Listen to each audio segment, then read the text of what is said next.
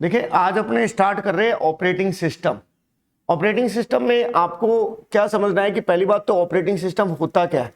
Operating system होता है कि अगर हम लोग बात करते हैं किसी भी सिस्टम सॉफ्टवेयर के लिए अगर बात करते हैं तो वो हमारा क्या है, ऑपरेटिंग सिस्टम है। पहली चीज, ऑपरेटिंग सिस्टम आपके जो ह्यूमन बींग्स है, जो ऑपरेटर है, वो अगर प्रोग्रामर है, जो भी अगर कंप्यूटर का यूज अगर करना चाहता है, किसी भी चीज़ का यूज करना चाहता है, तो बीच में जो इंटरफेस जो प्रोवाइड कराया जाता है वो करवाया जाता है ऑपरेटिंग सिस्टम के द्वारा। तो इसमें देखिए सबसे पहली चीज़ जो फर्स्ट जो लाइन है वो यही है कि ऑपरेटिंग सिस्टम एक कैसा सॉफ्टवेयर है, सिस्टम सॉफ्टवेयर है। फायदा, सिस्टम सॉफ्टवेयर बेसिक आप लोग तैयार करके रखे साथ में, system software, application software, utility software. तो सिस्टम सॉफ्टवेयर है जो कि किस काम में आता है, किसी भी एप्लीकेशन को रन करने का काम करता है। तो आपको बेसिक नॉलेज होना बहुत ज़्यादा ज़रूरी है क्योंकि काफ़ी क्वेश्चन जो है बेसिक से भी आएंगे जो हमने देखे नहीं होंगे कि बेसिक इनपुट आउटपुट डिवाइसेस हो गया, सॉफ्टवेयर हो गया, हार्डवेयर हो गए, ये सब चीज़ें आपको देखनी है। तो इसके अंदर आपके जो है कि एक यूजर इंटरफेस आपको प्रोवाइड कराता है।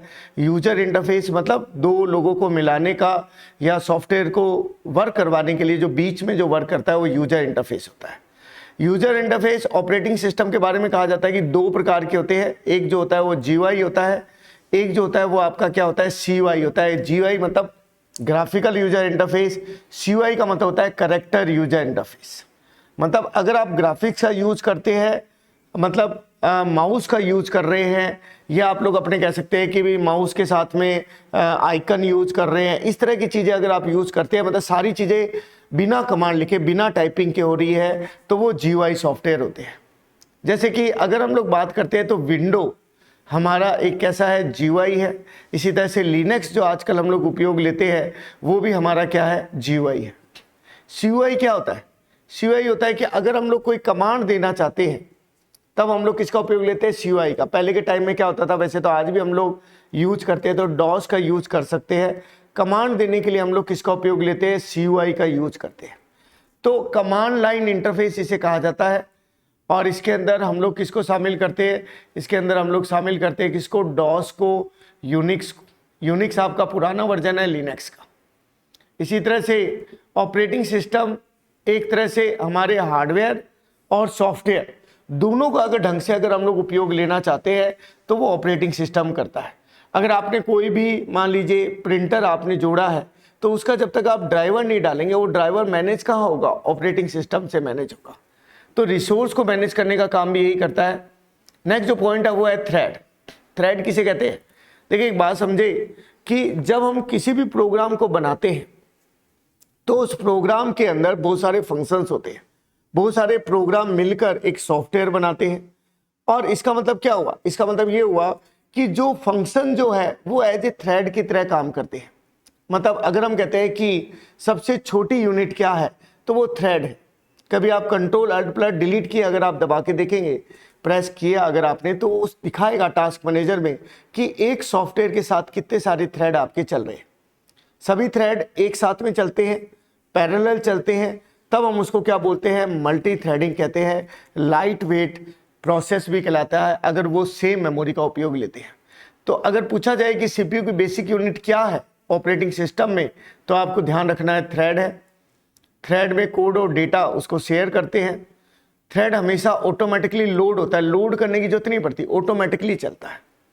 इसी तरह से थ्रेड मेमोरी और रिसोर्स को शेयर करते हैं।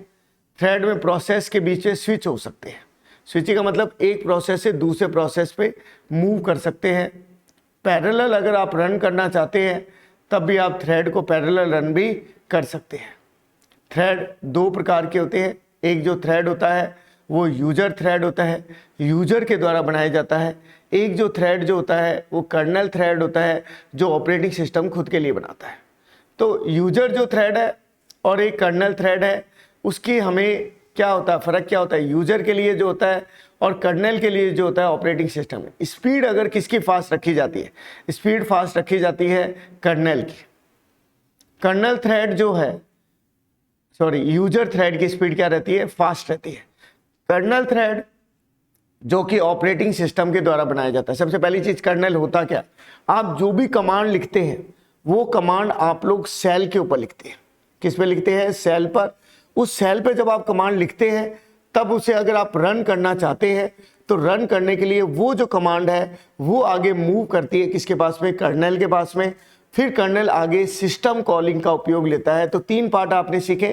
पहले चीज है सेल, जहां पे हम लोग कमांड लिखते हैं, वो कमांड किसके पास जाती है? कर्नेल के पास में। कर्नेल आगे किसका उपयोग लेता है? सिस्टम कॉल का उपयोग लेता है उस काम को करवाने के लिए।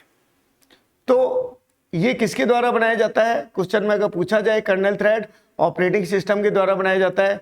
इसकी स्पीड क्या रहती है? स्लो रहती है। अगर इसके टाइप अगर आपको ध्यान रखने हो तो मैनी टू वन, मतलब एक कर्नेल है कई थ्रेड है। 1 to 1 मतलब एक ही कर्नेल है एक ही थ्रेड है। मैनी टू मैनी कई कर्नेल है और कई थ्रेड हम लोग क्या कर रहे हैं? उपयोग कर रहे हैं। नेक्स्ट जो टॉपिक है वो है हमारा पीसीबी, प्रोसेस कंट्रोल ब्लॉक। अब देखिए पीसीबी का मतलब होता है प्रोसेस कंट्रोल ब्लॉक। मतलब अगर आपके पास कोई भी प्रोसेस है और अगर आप लोग उसके बारे में कुछ भी जानकारी अगर आप चाहते हैं तो वो आपके दी जाती है पीसीबी के द्वारा। तो पीसीबी के अंदर क्या क्या जानकारी दी जाती है? प्रोसेस का स्टेटस क्या है? स्टेटस का मतलब क्या वो न्यू स्टेज में है, रेडी स्टेज में है, रनिंग स्टेज में है, वेटिंग में है, होल्ड में है, क्या उसकी कंडीशन है?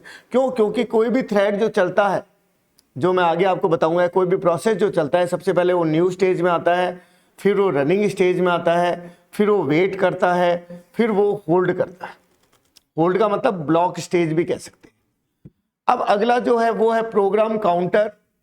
यह क्या करता है? प्रोग्राम काउंटर, आपको कंप्यूटर आर्किटेक्चर का थोड़ा सा ध्यान रखना पड़ेगा। प्रोग्राम काउंटर होता है जो भी हमारी इंस्ट्रक्शन है वो 1 by 1 करके जब लेके आने का जो काम है वो हमारा कौन करता है? प्रोग्राम काउंटर करता है। तो पीसी क्या करता है? एक एक इंस्ट्रक्शन को लेके आने का काम करता है और फिर ला के किसको देता रहता है? आपके एड्रेस रजिस्टर को, ताकि उसके ऊपर आगे क्या की जा सके? प्रोसेसिंग की जा सके। तो अगर कोई पूछ ले कि इंस्ट्रक्शन काउंट का काम किसके अंदर होता है तो पीसी में होता है। चाहे कंप्यूटर आर्किटेक्चर में पूछे, चाहे ऑपरेटिंग सिस्टम में पूछे, कोई प्रोसेस स्टेट के टाइप पूछे तो ये सारे टाइप आप लोग बता सकते हैं और इसको आगे मैं ढंग से आपको अभी बता दूँ। इसके बाद है सीपीयू रजिस्टर। तो पीसीबी में और नेक्स्ट जो पार्ट है वो है सीपीयू रजिस्टर का है। सीपीयू रजिस्टर का मतलब जो भी हमारी इंफॉर्मेशन है जो सीपीयू की वो कहाँ रहती है? रजिस्टर में स्टोर होती है। टेम्परेरी स्टोर होती है। मिडल इंस्ट्रक्शन जो है, जो भी प्रोसेसिंग की है, वो भी सीपीयू रजिस्टर में स्टोर होती है। तो रजिस्टर के टाइप कंप्यूटर आर्किटेक्चर में आप लोग पढ़ेंगे, जैसे कि आपका इंडेक्स रजिस्टर हो गया और इसी तरह से स्टैक पॉइंटर हो गया, ये सब चीज़ें होगी। इसी तरह से सीपीयू शेड्यूलिंग की इंफॉर्मेशन भी इसी के अंदर रहती है। चाहे फीफो है, फर्स्ट इन फर्स्ट आउट है, या आपकी शॉर्टेस्ट जॉब फर्स्ट है, किसी भी तरह की जो इंफॉर्मेशन है सीपीयू शेड्यूलिंग की वो इसके अंदर रहती है। इसी तरह से मेमोरी मैनेजमेंट इंफॉर्मेशन, मतलब नंबर ऑफ रजिस्टर आपके कितने हैं वो जानकारी भी आप इसके अंदर रखते हैं। तो आपके नेक्स्ट जो चीज़ है वो है last accounting information. CPU time कितना लग रहा है, जॉब प्रोसेस के नंबर है वो आपके इसके अंदर स्टोर रहते हैं। इनपुट आउटपुट डिवाइसेस की आपके पास इंफॉर्मेशन रहती है। प्रोसेस स्टेट के अंदर एक तो होता है न्यू होता है, रेडी होता है, रनिंग होता है, वेट होता है, टर्मिनेट होता है। न्यू का मतलब जब प्रोसेस पहली बार बनता है तो वो स्टेज जो है वो आपकी न्यू स्टेज कहलाती है।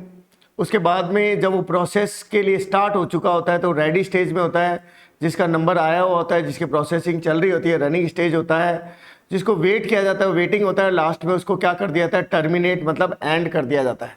तो प्रोसेस क्या होता है? प्रोग्राम होता है जिसे रन किया जाता है और वो स्टैक का उपयोग लेता है डेटा को स्टोर करने के लिए।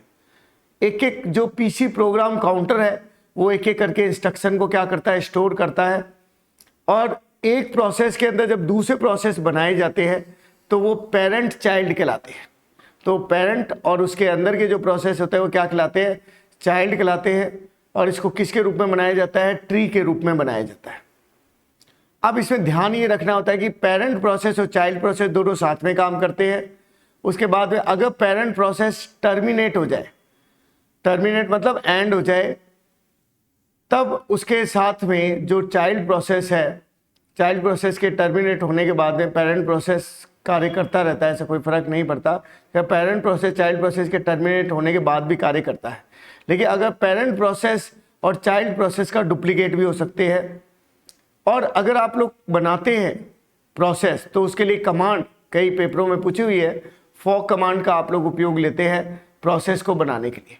जब पेरेंट प्रोसेस टर्मिनेट होता है, TERMINATE टर्मिनेट मतलब एंड होता है, तो चाइल्ड जितने भी प्रोसेस है वो सब डिलीट हो जाते हैं।